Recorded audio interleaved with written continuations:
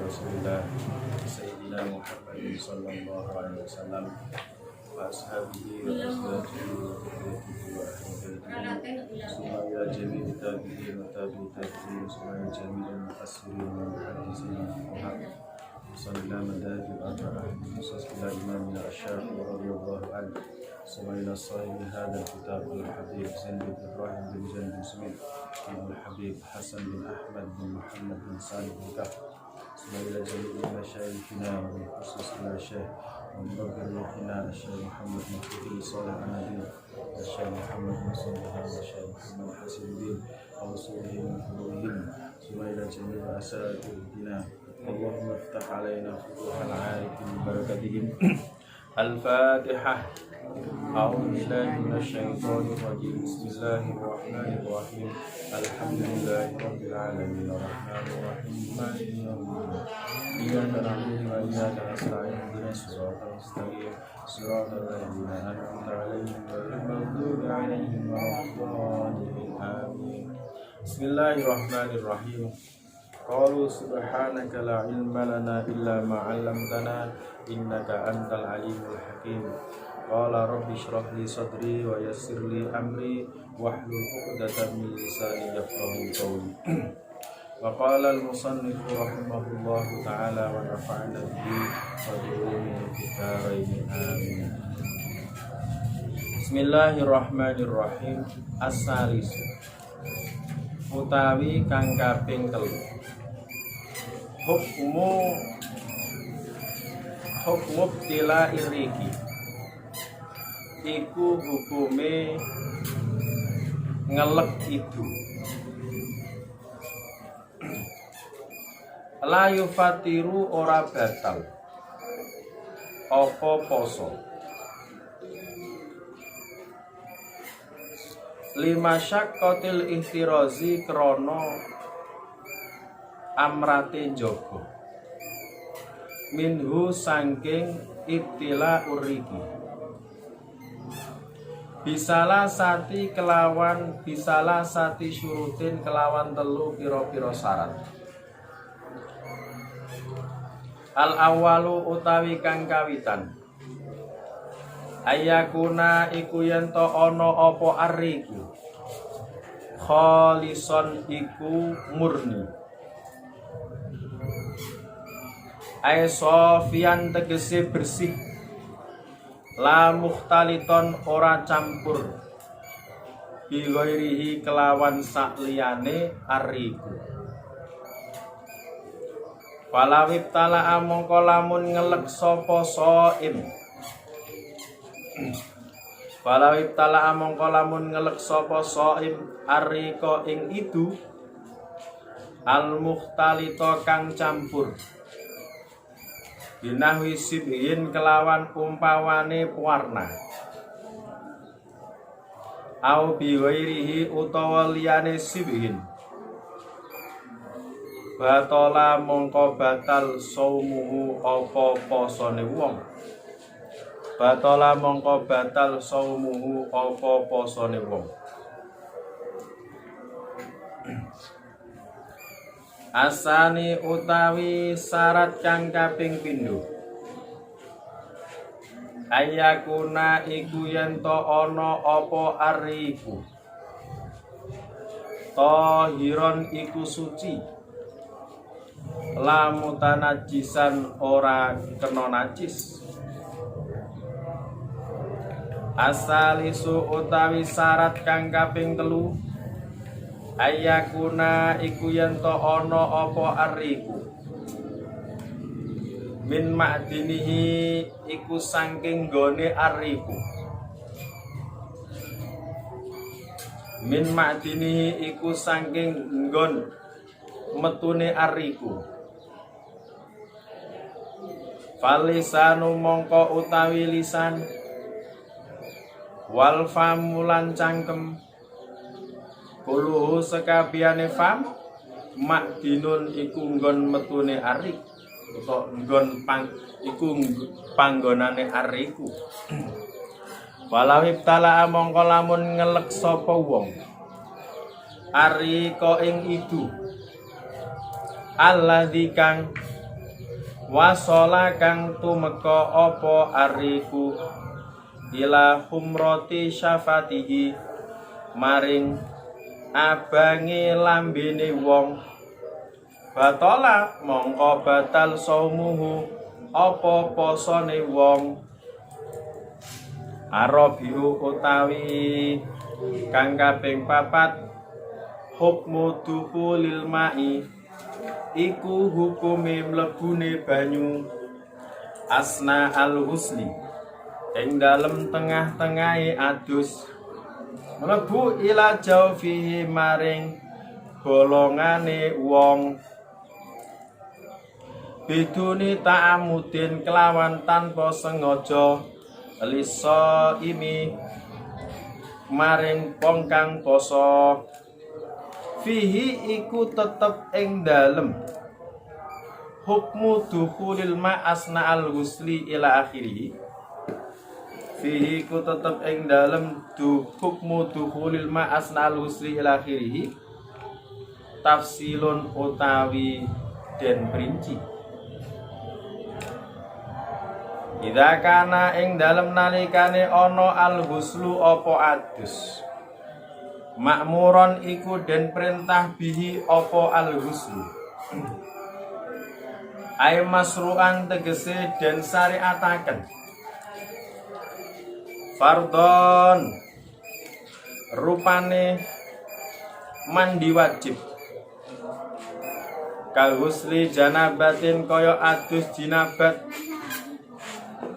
au sunnatan utawa mandi sunnah kal husli jumu'atin kaya adus Jumat ya fala ya betulu mongko ora batal as-saumu apa poso idza tasala ing dalem nalikane adus sapa wong bisobi kelawan den siramaken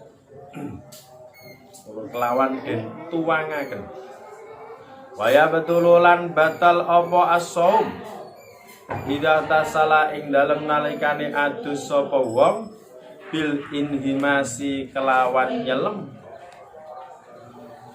asani utawi kang kaping pindho idza kana iku ing dalem nalikane ana al-huslu apa adus waira makmurin iku ora den perintah bihi apa al-huslu ay waira masru'in tegese ora den syariataken kal husli tabarudin kaya adus supaya adem autan divin utawa adus supaya bersih ya faya betulu mongko batal as-saumu apa poso idza sabaka ing dalem nalikane disiki utawa mlebu hu ing wong almau apa banyu wa ilam ya ta'ammat halis najan ora sengaja sapa wong sawaun ihtasala padha uga adus sapa wong bisa bi kelawan den tuangaken ambil ihtimasi utawa kelawan nyelem al khamisu utawi kang kaping 5 al hukmu iku hukum ida sabaka ing dalem nakrikane ndisi bu ing wong alma'u apa banyu maksudnya iku banyu masuk bu min ghairi ikhtiyari saking tanpa pemilih wong filmat madoti ing dalem kemu wa mislu lan sepadane mat madho pelan-pelan jalan fil istinsyaki ing dalem nyesep banyu irung fihi iku tetep ing dalem al hukmu idza sabaqahul ma' min ghairi tiyari fil madmada ila akhirih tafsilun utawi den perinci al awalu ta kang kawitan idza kanat iku ing dalem nalikane ana al madmadatu apa kumur makmuron iku den perintah biha apa madmadah ay masyru'atan tegese den syariataken fil wudu'i ing dalem wudu awil husli utawa adus pananduru mongko ningali sapa ingsun ngelam yo balih lamun ora banget-bangetaken sapa wong fiha ing dalem madmadah ya fala ya betulu mongko ora batal asaumu apa poso ida sabaka ing dalem nalikane mlebu hu ing wong almau apa banyu in balagha lamun banget-bangetaken sapa wong fiha ing dalem madmadah ya fayabtulu mongko batal asaumu apa poso ida sabaka ing dalem nalikane mlebu hu ing wong almau apa banyu li annal mubalaghata krana sak temene banget-bangetaken makruhatun iku den makruhaken minasaimi saking wong kang poso asane utahe kang kaping pindho wa idza kanat iku ing dalem nalikane ana al madmadatu apa kumur wera makmurin iku ora den perintah biha apa madmadah ai wera masyru'atin tegese ora den syariataken yang kanat gambare yen to ana apa madmadah rabiatan iku kaping 4 aulaisat utawa ora ana apa madmadah fil wudu'i iku ing dalem wudu awil gusli utawa adus ya fayabtulu mongko batal biha kelawan madmadah as-saumu apa poso wa illam yubali halis senajan ora banget-bangetaken sapa wong al-mufattiru utawi perkara kang batalaken poso asabiu kang kaping 7 al-istimna'u iku amrih ngetokaken mani ora metu ditok-tokno iku jenenge istimna karena prak nunggu al-istimna'u iku amrih ngetokaken mani bahasane ya senam 5 jari bahasane diki biar kan senam 5 jadi saya eling aku kumis senam 5 jari apa Ustaz? Aku ora paham lagi anyar-anyaran. Senam 5 jari ya ora apa-apa, mau senam 5 jari ngene-ngene tok. Nah. Ayat talabu khurujil mani tegese. Babah. Nuprih metu mani. Sini sama. Imma biadi ana kalane kelawan tangane wong dhewe. Tangane dhewe. Iki sing ditakon iki. Au biati halilati utawa kelawan tangane bojone wong istrine. Au bi fikrin utawa lan mikir-mikir. Ana doren utawa kelawan nyawa.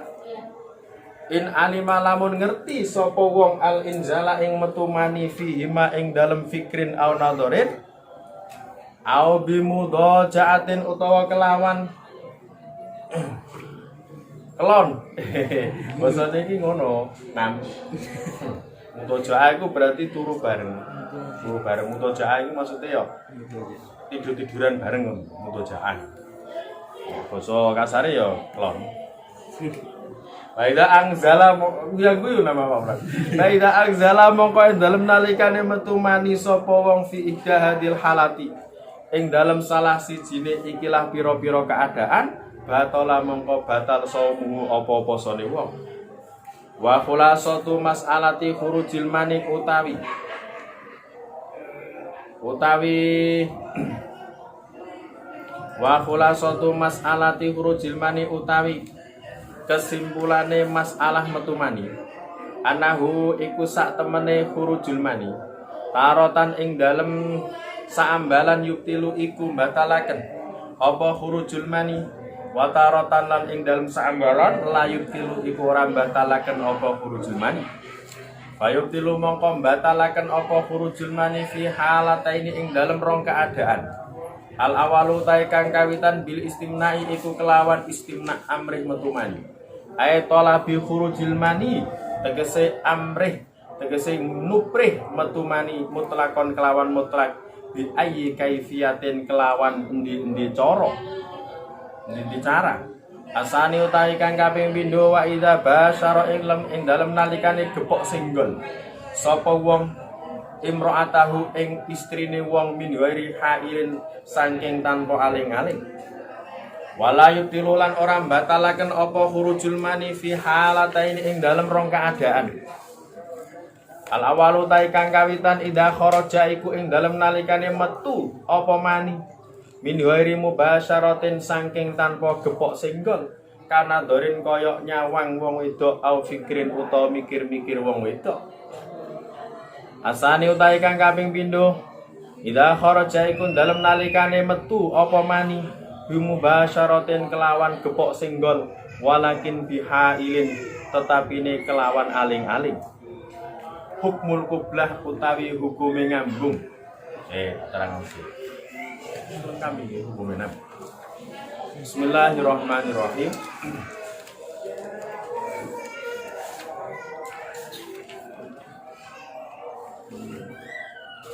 Masalah yang ketiga yang perlu kita bahas. Perhatikan. Masalah yang ketiga yang perlu kita bahas adalah bagaimana hukumnya ngelek itu. Ngerti ngelek itu? Menelan ludah. Bagaimana hukumnya menelan ludah? Maka di sini dikatakan menelan ludah itu tidak membatalkan puasa, sebab sulit untuk menjaga ludah tersebut tidak tertelan. Paham ya? Menelan ludah hukumnya tidak membatalkan puasa, sebab sulit sekali menjaga ludah biar tidak tertelan.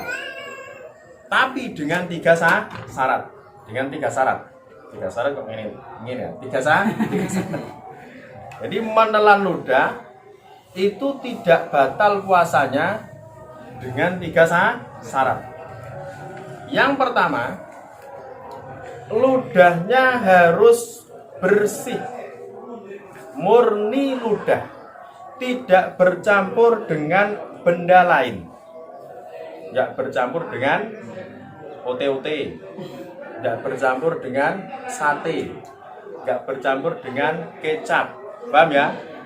Berarti kalau ludah itu bercampur dengan benda lain, berarti selain ludah kok ditelan, maka puasanya batal. Paham ya?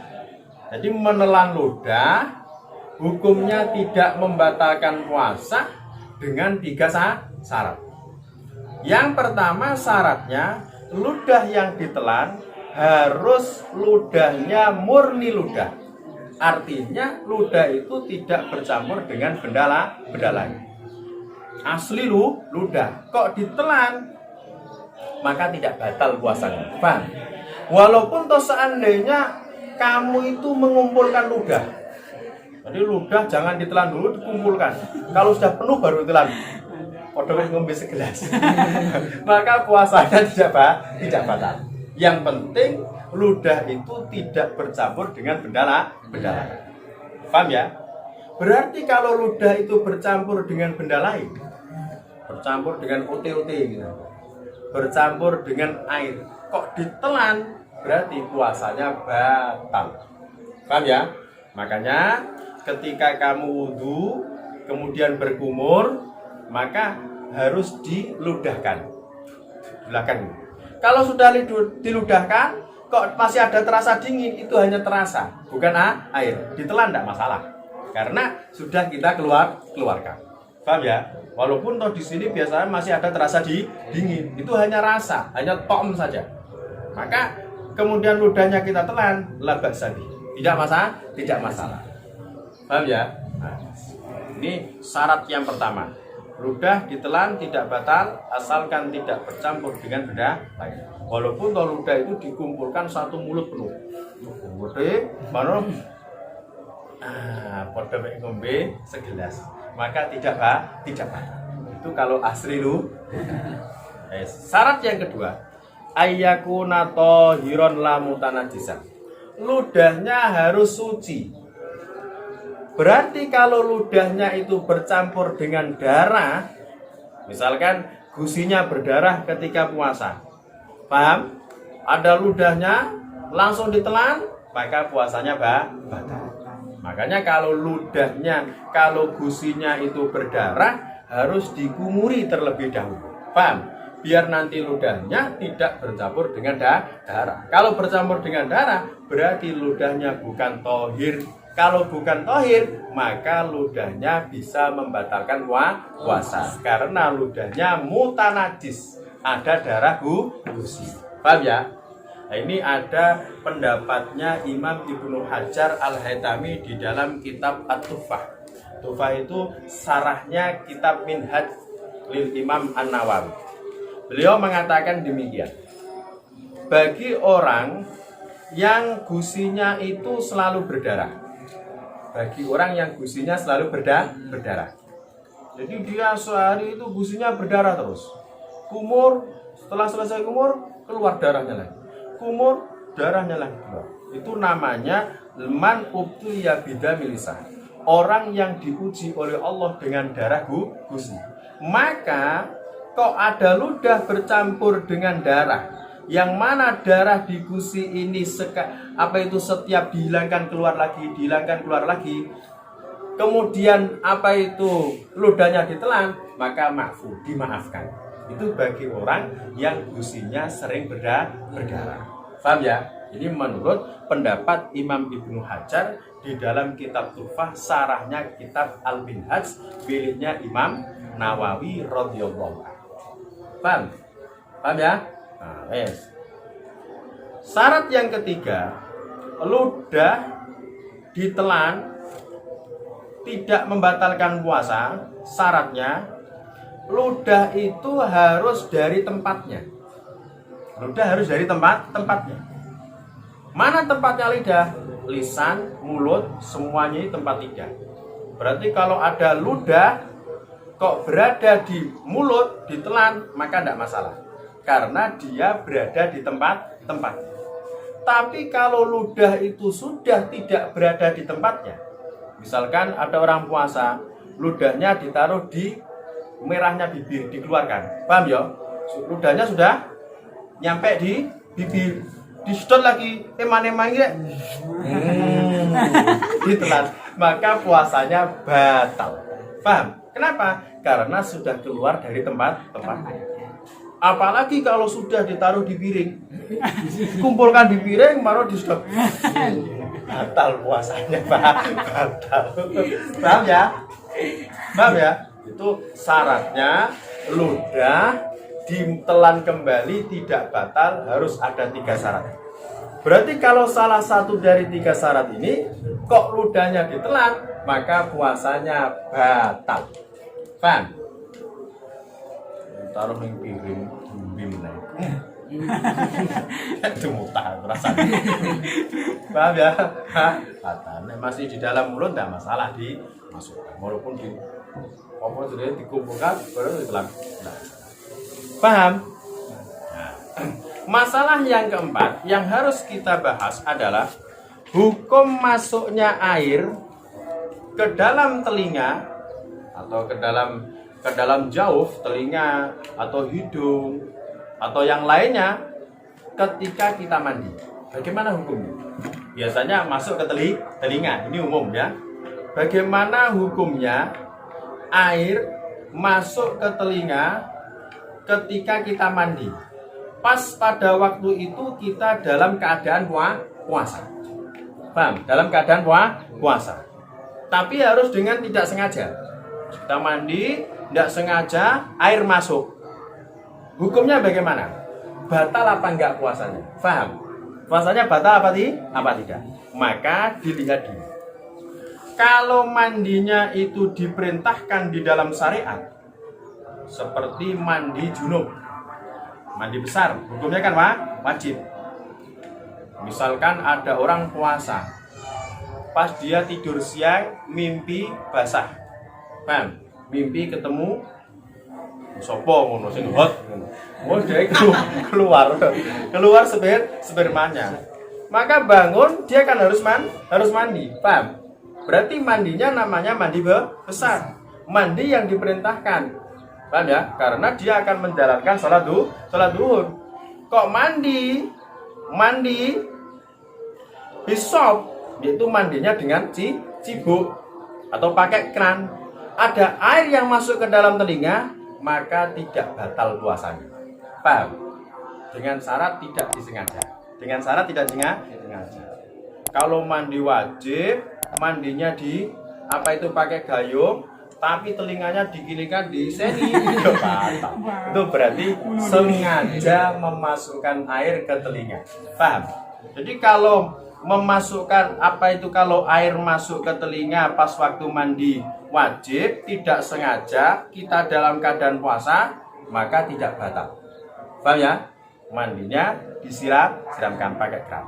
Tapi kalau mandinya itu nyelam, pas mandi junub, kemudian ke sungai Bango, langsung terjun dari atas, beleng nyampe ke bawah, lihat mandi. Kok air masuk, maka puasanya batal. Itu kalau mandinya nyelam. Paham? Walaupun toh mandinya mandi wajib. Yang kedua, kalau mandinya atau mandi sunnah. Mandi sunnah kayak apa? Mandi pas waktu sholat Jumat, kayak tadi pagi. Tadi pagi kita mandi sunnah untuk menjalankan sholat Jumat. Kok ada telinga yang masuk? Itu telinga yang masuk. Ada air yang masuk ke telinga pas waktu mandi, maka puasanya tidak batal. Syaratnya mandinya tidak nyelam. Paham? Tuh, kalau mandi perintahkan. Nah sekarang kalau mandi itu nggak diperintahkan dalam syariat, artinya nggak wajib dan tidak sunnah. Kayak mandi biar dingin, pas waktu puasa dalam keadaan panas kita mandi, air masuk, batal puasanya. Baik mandinya itu pakai gayung atau mandinya nyelam. Paham ya? Baik disengaja maupun tidak disengaja. Itu kalau mandi tabarrud, mandi hanya untuk mendinginkan badan. Kok ada air masuk ke telinga, maka puasanya batal. Walaupun mandinya itu pakai gayung, walaupun tidak disengaja. Berarti kalau batal, maka nanti setelah Ramadan wajib diqadha. Paham ya? Itu soalnya mandi tabarrud itu kan hukumnya tidak sunnah dan tidak wajib.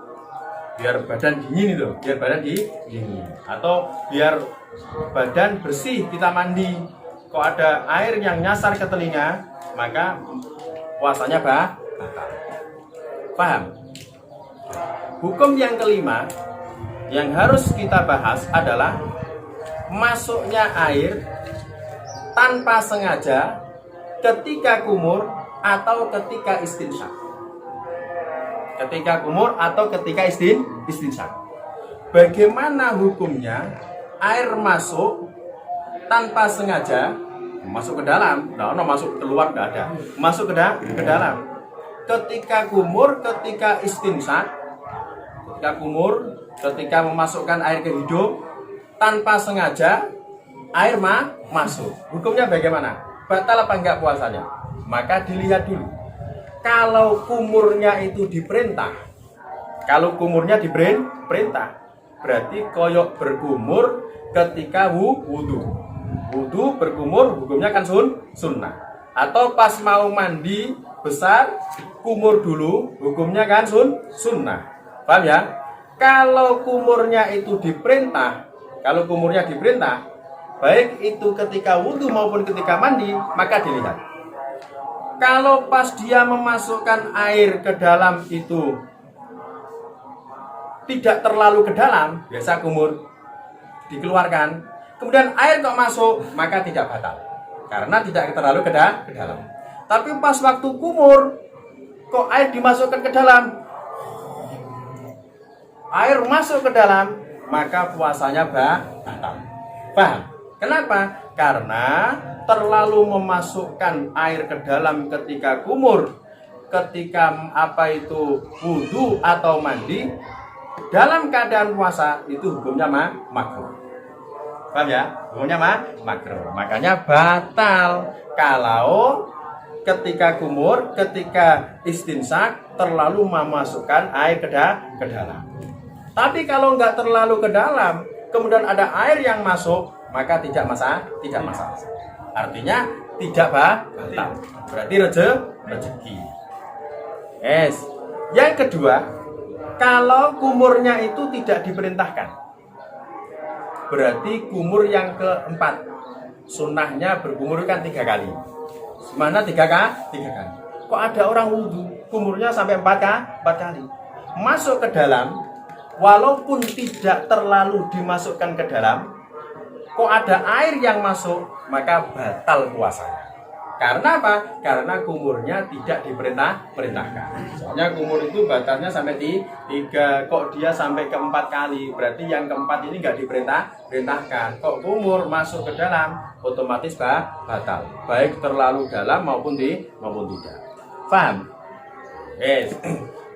Kemudian al-mufatir as-sabi' sing ditunggu-tunggu anak.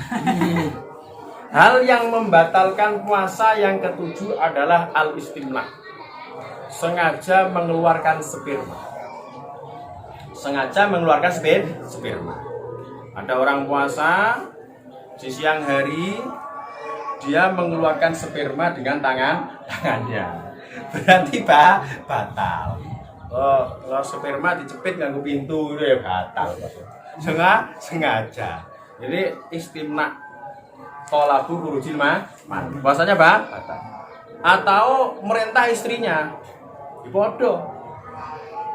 Dek, apa? Iki lho disuruh mengeluarkan istrinya, ya batal puasanya. Puasanya batal. Nek keluar berarti batal. Atau kita sudah tahu kalau mikir dan melihat seorang perempuan itu mesti keluar sperma. Terus sekali mikir atau sekali melihat kok spermanya keluar, kok kamu masih mikir dan melihat spermanya keluar, berarti puasanya batal. Kalau kamu sudah terbiasa, iki wis mujarab. Wis mujarab. Kalau mikir dan melihat orang perempuan, itu mesti keluar sperma. Kok kamu puasa tetap mikir, tetap melihat, kemudian keluar, batal puasanya. Puasanya batal. Atau bimudojaah sama istrinya gulung-gulung. Mereka kasur. Nggak main cuma gulung-gulung tok, paham? Gulung-gulung bulat ini. Maksudnya ini ya kelontok lah. Maksudnya kelontok. Nggak sampai dukul tidak, nggak sampai masuk tidak. Cuma kelontok. Kok sperma yang keluar anam? Batal puasanya. Puasanya batal. Itu namanya mudoja. Batal puasanya. Paham ya? Maka kalau ada orang puasa sengaja mengeluarkan mani dengan tangannya, sengaja mengeluarkan mani dengan tangan istrinya, atau mikir, dia sudah tahu kalau mikir seorang perempuan pasti keluar sperma, kok masih mikir, batal puasanya. Lah kaya modelmu itu serang karu-karuan. Mikir ngono serang karu-karuan. Atau nandorin apa merenya nyawang nyawang langsung netes. Berarti batal puasa. Paham ya? Atau bimudojaah gulung-gulung karo istrinya. Atau istilahnya kelon ngono lho. Gampang-gampangan lho. Berarti puasanya batal. Ora balik. Batal. Paham ya? Maka kesimpulannya keluar sperma itu ada yang membatalkan, ada yang tidak. Keluar sperma itu bisa membatalkan puasa dan ada yang tidak batal puasanya. Kapan keluar sperma puasanya batal? Dua keadaan. Yang pertama istimna, sengaja mengeluarkan sperma. Pakai apapun. Pakai boneka toh, podo wae. Sekarang kan ada boneka yang model kuning. Ada ya? Ada alat, jadi alatnya kan macam-macam ya. Ada alat yang model koyok vagina itu kan ono. Nah itu pakai itu batal. Tetap batal. Itu berarti istimna, sengaja mengeluarkan sperma bi ayyi kafiyah, dengan cara bagaimanapun. Bang, misalkan ada orang biasanya jepit nolawang metu ya berarti batal puasanya. Wis ra karo-karoan anak iki. Sing kedua, basaro imratah minggori halil. Dia gepok singgol dengan istrinya tanpa ada penghalang. Istrinya yo buka baju, dia buka baju. Enggak sampai masuk ndak, cuma terakut-terakutan toh. Keluar batal. Puasanya batal. Paham ya? Istrinya buka baju, dia buka baju. Mari ngono gulung-gulung. Ndak sama Sunda, tapi keluar sperma, maka batal puasanya. Puasanya batal. Dalam dua keadaan ini puasanya batal kalau keluar sperma. Istimna, keluar mani dengan sengaja, bagaimanapun caranya, paham? Yang kedua, dengan istrinya yang sama-sama telanjang bulat. walaupun nggak sampai masuk, batal puasa. Ada 2 keluar mani yang tidak membatalkan puasa. Ini bisa kamu praktek. Ada. Keluar sperma dalam 2 hal ini tidak batal. Kapan? Idza kharaja min ghairi mubasyarah kana dharin aw fikrin. Kok ada orang keluar mani, dia cuma melihat perempuan ini wis keluar mani, maka tidak batal. Berbeda dengan tadi. Kalau tadi kan dia sudah tahu bahwasanya kalau melihat perempuan keluar mani, maka batal. Ini tidak, dia nggak ngerti kalau melihat itu dia bisa keluar mani. Dia nggak tahu pas waktu puasa ini dia melihat seorang perempuan atau mikir perempuan, maninya kok keluar, maka tidak batal. Paham? Yang penting tangannya aja melu bergerak. Nah, kalau dia melihat bahkan tangannya bergerak-gerak, berarti sejemeneh. Ya, jadi kalau keluar sperma tanpa mubasyarah, cuma melihat perempuan, mikir-mikir ting-ting atau ngono, bareng ngono keluar sperma, biasanya enggak yo. Kenapa kok hari ini keluar? Berarti tidak batal. Sing kedua, idza kharaja bi mubasyarah walakin bihail. Keluar sperma dengan mubasyarah, kepok singgol. Yo ngrakut-ngrakut bojone ngono maksudnya. Ngrakut bojone mek kelon bojone. Tapi pakai baju, enggak telanjang.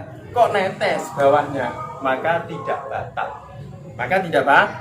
Tapi tangan istrinya dan tangan dia tidak aktif. Kalau sing aktif salah satu, pakai baju keduanya, tapi tangannya sing sitoke nyekel, keluar sperma ya batal. Batal, paham ya? Batal. Paham? Hukmul qiblah wallahu a'lam bis-shawab. Rabbana anfa'na bima 'allamtana rabbi 'allimna alladhi yanfa'una rabbi faqihna wa faqihana wa qarabati lana fi dinina bima 'allamtana rabbi 'allimna alladhi yanfa'una rabbi faqihna wa faqihana wa qarabati lana fi dinina rabbana anfa'na bima 'allamtana rabbi 'allimna alladhi yanfa'una rabbi faqihna wa faqihna wa qarabati lana fi dinina subhanakallahumma wa bihamdik asyhadu an la ilaha illa anta astaghfiruka wa atubu ilaik.